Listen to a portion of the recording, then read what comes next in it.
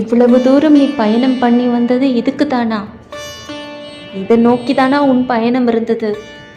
உன்னை இப்படி ஒரு பாதையில நான் எப்படி நடக்க விடுவேன்? தன் தாய் தன் குழந்தைகள் வழிமாறி போகும் பொழுது ஒரு தவிப்போடு ஓடி வந்து தன் கருணையால் இந்த குழந்தை அந்த தவறான பாதையை நோக்கி செல்லாத அளவிற்கு கையை பிடித்து இழுத்து விடுகிறாள்.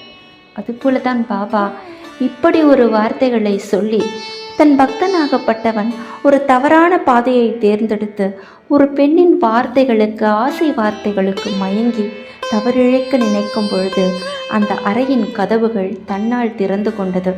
அந்த பக்தனும் அதிர்ந்து போய் யாரது என்று பார்க்கும் பொழுது அங்கே பாபா நின்று கொண்டு, இவ்வளவு தூரம் பயணம் பண்ணி வந்தது இதற்காகத்தானா? இவ்வளவு கஷ்டப்பட்டதும் இதற்காகத்தானா? இந்த தவறை செய்வதற்காகத்தானா என்னை நோக்கி உனது பயணம் இருந்தது? நீ செய்வது தவறு என்பதை சுட்டி காட்டிவிட்டு பாபா அங்கிருந்து மறைந்து விட்டார்.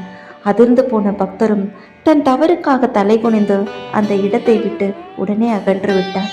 மீண்டும் அந்த தவறை செய்வதற்கு அவர் ஒருபோதும் நினைத்து கூட பார்க்கவில்லை.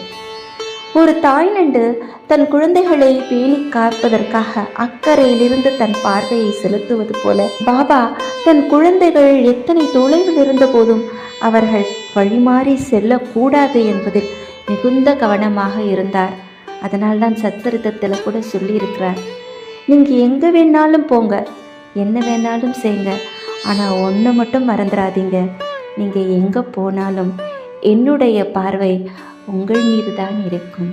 அது சாதாரண பார்வை இல்லை, மிகுந்த கனிவான அக்கறை மிகுந்த பார்வை. ஜெய் ஜெய் சாய்ராம்.